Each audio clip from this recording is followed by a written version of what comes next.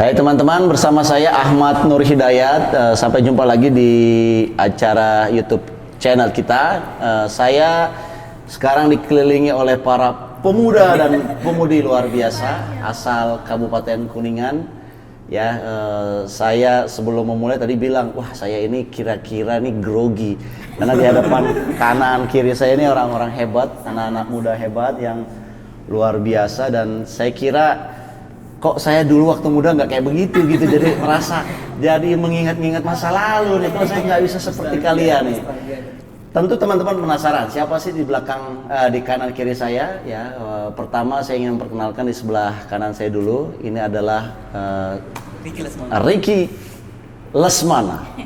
Ya, Ricky Lesmana ini adalah putra asli Kuningan, dan beliau baru saja terpilih menjadi Jejaka Budaya Jawa Barat. Dan nanti saya akan bacakan prestasinya. Di sebelah kiri saya yang cantik, yang paling cantik di antara kita. Iya, jelas. Mengakui kan? Iya. Karena kalau kita ada yang cantik berarti ada yang salah. Pikiran yang salah.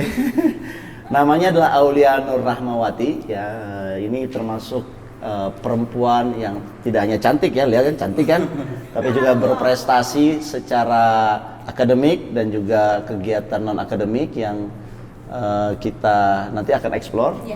Dan yang agak jauh di sebelah kiri saya adalah saudara Ricky. Balik lagi, saudara Lucky Priyadi. Mirip. Beliau pemuda mahasiswa berprestasi, ya, putra asli Kuningan, kampusnya di Uniku, semuanya di Uniku ya? Semuanya di Uniku. Uniku itulah Universitas Kuningan, buat teman-teman yang belum tahu ya istilah Uniku ya. Ada Uniku, ada Unimu kali ya. Ya. Kalau Mas Lucky, nah, Mas Lucky ini mahasiswa berprestasi dari Fakultas Ekonomi Uniku. Beliau ini mahasiswinya yang berprestasi, jadi kita langsung dapetin fakultas ekonomi yang terbaik ada di sini. Kalau kita culik, wah bisa kehilangan fakultas ekonomi. Dan beliau, kalau yang di sebelah kanan saya, Ricky, saya lupa terus ya. Ricky merupakan mahasiswa berprestasi fakultas keguruan dari FKIP Kuningan. Nah, ya.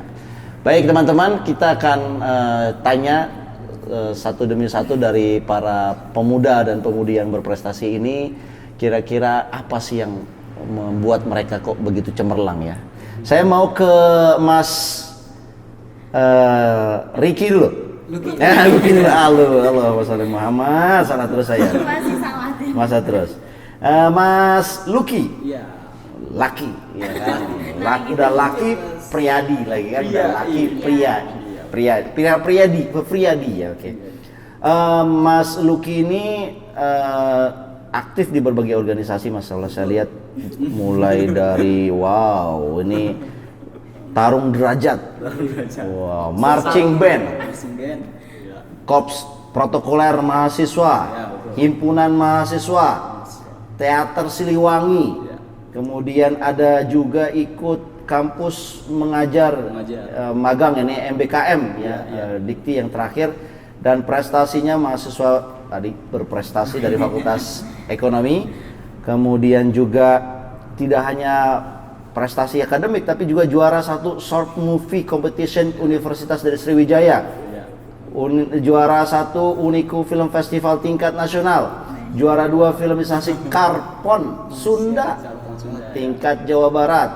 Kemudian prestasi banyak sekali nih, prestasinya panjang ya. Panjang sekali. Mas Lucky, pertanyaan saya sederhana. Kenapa Mas Lucky bisa berprestasi seperti ini sih? Makannya apa sih?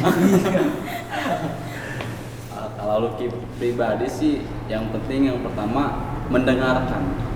Karena kita dari ketua, dari pembina, dari kakak-kakak biasanya ngasih arahan.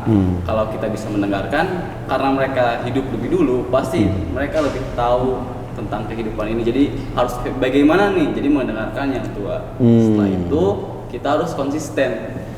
Nah, setelah konsisten pasti alhamdulillah semuanya mengikuti. dan seperti sekarang ini. Jadi mendengarkan apa kata senior Iya. dan konsisten apa yang akan kita jalaninya ini. Jadi ini termasuk orang yang nggak sombong loh, mau mendengar itu. Ya kan Harus. filosofi kenapa telinga kita dua, kenapa mulut kita satu, supaya kita banyak mendengar kan. Ya. Jadi kuncinya ternyata rasanya banyak mendengar ya. Jadi saya teringat di balik orang hebat ada seseorang yang Itu mendukungnya dan dalam ini adalah senior ya. Jadi senior seperti apa sih yang Lucky itu mau belajar dari mereka itu? Ya, yang terkhusus sih sama pembina kita gitu, sama Om Eko, sama Adit itu yang hidup lebih dari kita gitu, lebih dulu dari kita gitu, prestasinya juga lebih banyak ya. Minimal seperti itu, maksimal ya seperti yang lain yang lebih hebat. Saya jadi pengen ketemu yang namanya Mas Eko sama Mas Adit yang mana ya? Boleh Pak. Boleh ya, nanti kita undang spesial ya. Benar-benar. Iya kan? Pakarnya Kita undang. Apa suhunya kok bisa luar biasa? Nanti kita ada episode berikutnya kita ketemu Mas Eko dengan Mas Adit ya. Kalau dilihat dari prestasi yang beragam, saya lihat nih kayaknya kok ada semacam motivasi ya yang muncul dari diri seorang Lucky ya. Itu kira-kira motivasi apa kemudian ingin berprestasi seperti itu? Dulu sih pas masih sekolah SMP gitu. Kalau dulu nggak beraktivitas itu, malahan pulang sekolah tuh kumpul, malahan ribut.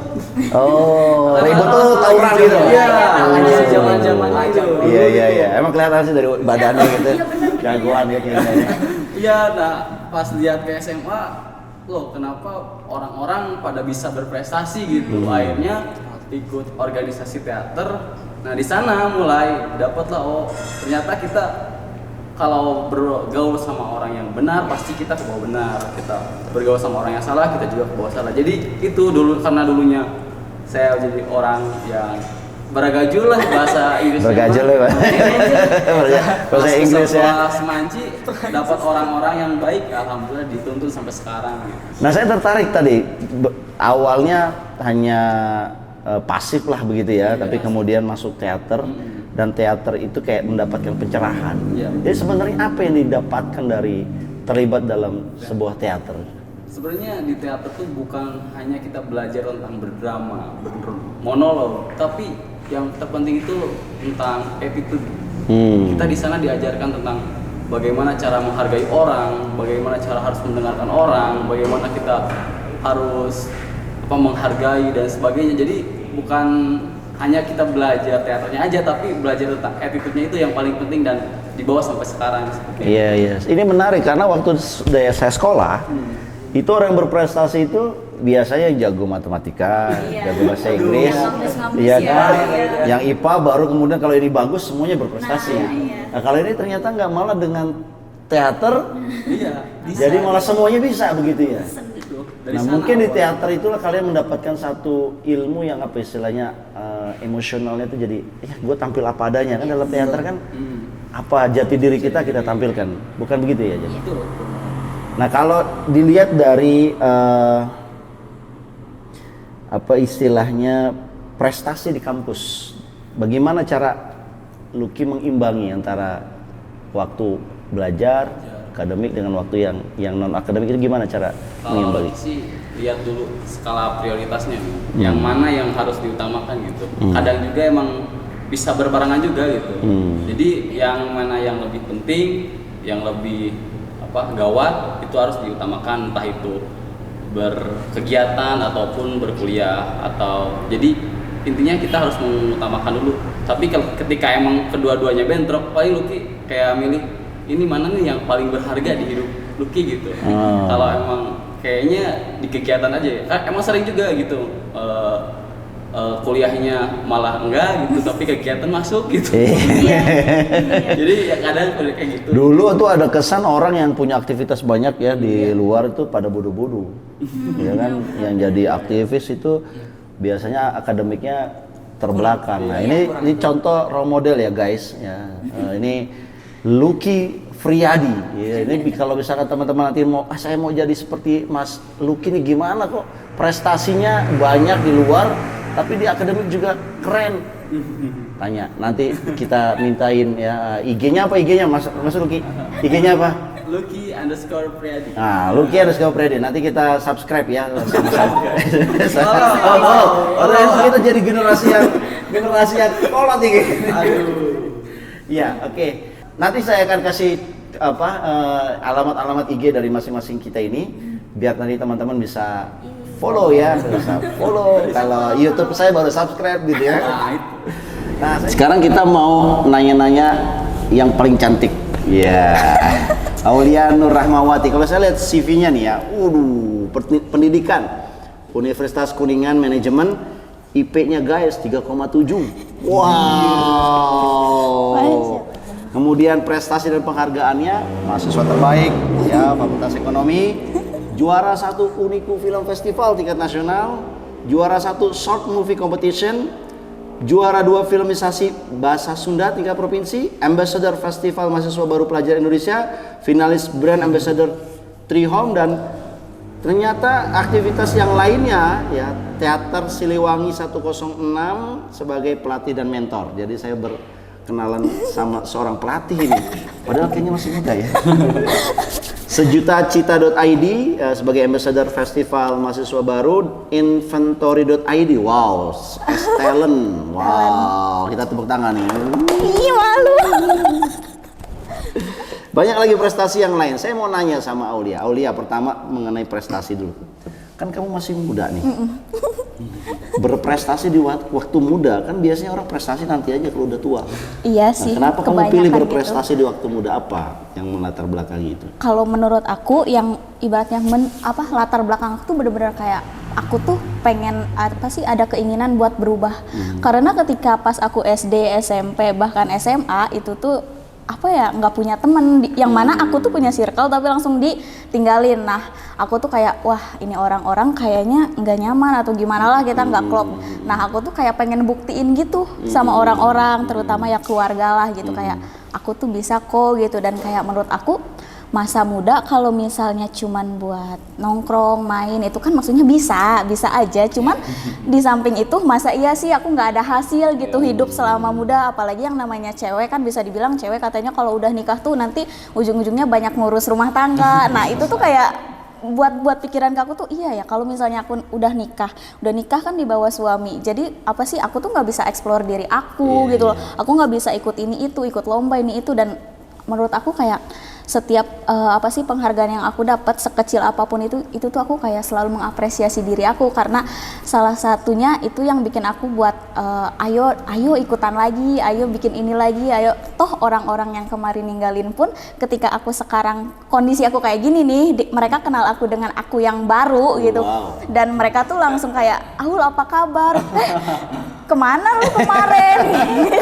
Aku tuh kayak oke, berarti kayak balas dendam terbaik menurut aku yang menjadikan versi diri aku lebih baik sih kayak. Jadi membalas dendam itu bukan selalu hal yang negatif, tapi dengan cara positif, berprestasi, dan kemudian akhirnya ini seperti kayak kepompong ya, apa istilahnya ulat, masuk kepompong tiba-tiba sekarang jadi kupu-kupu yang indah, yang cantik. Terus baru orang lihat, wow, waktu jadi ulat nggak dilihat gitu ya. Dijauhin kan? Nah benar itu filosofi kupu-kupu sebenarnya. Iya, menarik dan ini buat teman-teman yang merasa kayaknya kok sekarang biasa-biasa aja gitu kan, don't worry bro, Sista gitu kan, ini kita nih hidup tuh berproses seperti Aul tadi kan, berproses sampai kemudian ada satu kesadaran. Dan saya yakin Aul menemukan kesadaran itu karena keinginan atau kekuatan dalam diri sendiri kan, yang kemudian keinginan yang mau tinggi banget, pengen menunjukkan bahwa aku nih bisa sesuatu begitu kan. Nah, yang kaitannya sama prestasi Aul di bidang film, kalau saya lihat tadi banyak sekali di bidang film ya, bidang teater, dan kan sekarang di pandemi. Orang bilang pandemi ini membuat teman-teman kreatif ini kan menjadi satu istilahnya tembok penghalang yang besar sekali, seolah-olah nggak bisa kita lawan gitu. Nah, tapi ternyata 2021 banyak sekali penghargaan. Dari padahal 2020. Itu pandemi dari 2020. Nah, kira-kira apa yang dilakukan sama Aul ataupun teman-teman melihat situasi pandemi ini? Karena kan kebetulan kita nih satu tim nih, dimana kita tuh basically emang anak teater, yang teater tuh ibaratnya actionnya tuh di depan panggung langsung gitu ya. Nah kita tuh kayak aduh pandemi kok masa diem aja gitu, gimana nih caranya biar kita juga, apalagi kan kita sebagai pelatih gitu, kasihan tuh ngelihat anak-anak gitu diem. Nah kita tuh banting setir lah gitu ke arah film yang mana ya masih relate kan. Nah cuman ya waktu itu kan kita adalah halangan segala macamnya, kendala entah dari fasilitas segala macam, tapi kayak itu balik lagi kita punya keinginan yang tinggi, konsisten yang tinggi, dan juga kayak kita tuh teamworknya tuh bener-bener aduh bisa dibilang the best lah. Makanya kayak nah kita tuh nyoba nih awal-awal tuh kayak cuman video pendek gitu lomba, tiba-tiba lah kok menang dengan apa-apa yang seadanya, mungkin Kok menang gitu ya? Kaget gitu ya, kok menang. Kok menang baru pertama kali gitu. Mungkin karena dari kita ibaratnya yang di depan panggung dan juga belakang panggungnya gitu. Kalau film kan berarti kan di depan layar, itu kita tuh benar-benar orang yang udah ngerti dan mau kerja sama, itu kayak oh berarti ini nih hasilnya. Jadi kenapa kita ke arah sana kayak oh seru juga ternyata, karena kalau kita terus-terusan di zona nyaman di teater, cuman di teater gitu, karena mungkin sampai kapanpun kita juga nggak terlalu mengenal apa itu film, gimana bikin film. Karena menurut aku bahkan di film tuh yang lebih banyak belajarnya tuh yang di belakang layar sih, kayak timnya gitu kan. Kalau misalnya yang di depan mah mungkin kita cuma acting gitu doang kan ya. Nah yang di belakangnya sih kayak gitu. Kalau kayak belajar acting kan ngapalin skrip itu susah nggak sih? Susah Ya, jadi butuh kepintaran gitu ya. Jadi jadi teliti, daya ingatnya daya kayak ingatnya gitu. kuat. Makanya harusnya memang yang jadi artisnya yang pinter-pinter ya, kayak kamu gini ya. Jadi ngapalin skenario nya itu, skripnya langsung cepat, jadi nggak ngulang. Biar nggak retake terus. Iya, jadi sutradara juga seneng ya. Lancar soalnya, lancar. Dan Aul, kamu kan perempuan. Sebagai perempuan kan seolah-olah ya, apalagi kita di Kuningan ya, beda sama di kota-kota lain, apalagi kayak kota besar yang merasa nggak ada batas antara laki sama perempuan ya. Nah, gimana kamu menghadapi satu kondisi yang seolah-olah kok kayaknya perempuan itu merasa kalau dilihat dari masyarakat ya kayak dinomorduakan gitu. Nah ini bagaimana kamu istilahnya pandangan melihat bahwa enggak, laki dan perempuan sama aja, kita sama-sama bisa berprestasi? Menurut aku emang sama, karena apa ya, nggak ada batas gitu. Apalagi kan sekarang tuh apa sih banyak gitu pemimpin juga yang cewek kan ya. Nah terus aku tuh kayak ya gitu, aku mau apa sih ngehapus gitu opini-opini masyarakat yang mana kayak ih anak cewek kok apa-apanya misalnya main atau apanya sama anak cowok, sedangkan mereka tuh nggak tahu aku tuh bukan main gitu. Kita tuh bukan main, kita tuh dapat ini, kita tuh dapat ini kayak kita gitu. Tuh saling sharing, kolaborasi, kayak bukan main dan nongkrong yang nggak berguna gitu. Ya oke lah kalau misalnya ngelihatnya kayak gimana kalau kan. Kalau sih biasa gitu ya. Main nongkrong sama kolaborasi kan bisa sama Happy Fun gitu. Aku tuh kayak bener-bener kayak menolak banget gitu opini di mana kayak aduh apa sih jadi cewek tuh lemah banget, cewek tuh jangan gini, cewek tuh jangan apa-apa sama cowok, cewek tuh gini-gini, cewek tuh ibaratnya ada di bawah cowok lah gitu. Kayak nggak mau deh, nggak, aku nggak bisa, kita setara, apalagi 2021 coy gitu. Masa iya sih? Masa seperti zaman Siti Nurbaya gitu ya. Jangan gitu deh. Iya. Jadi ini pelajaran buat para perempuan ya, teman-teman muda yang perempuan ini nggak ada sebetulnya yang menghalangi ya untuk berprestasi. Yang menghalangi jangan-jangan kita sendiri sebetulnya, karena kita nggak mau eksplor diri kita. Diri kita. Semua tuh emang balik lagi ke diri kita sendiri. Terima kasih Aul. Kita akan berpindah ke yang sebelah kita ini, yang cowok yang ganteng sebelah kita ini yang punya prestasi luar biasa.